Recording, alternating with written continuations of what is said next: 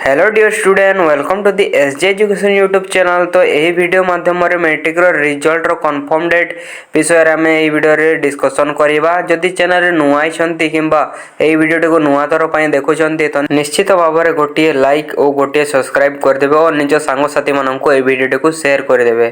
तो आसत जाना आम कन्फर्म डेट विषय। तो तुम्हें मैंने एठार देखी पारदब कि बीएससी रो मुख्य सभापति प्रकाश तोरया वक्तव्य जना पड़ुछि कि चलित वर्ष मैट्रिक रो सर्टिफिकेट टी डिजिटल हिसाब से प्रस्तुत करा जिवो। यह मैट्रिक रिजल्ट रो दिन पर ही website BSC Odisha official website रे छड़ा जिवो और यह को आपण बीएससी ओडिशा से वेबसाइट रे ही जाइकी डाउनलोड करि परिबे दिन पर। तो यह पई मैट्रिक रो रिजल्ट एते डेरी होछि।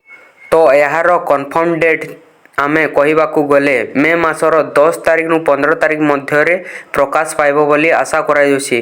मे मासर 10, 11, 12, 13, 14 एवं 15 यही 5 दिन मध्य प्रकाश पाइब बोली आशा करा जाउछि एवं यह कन्फर्म डेट हिसाब से निया जाउछि।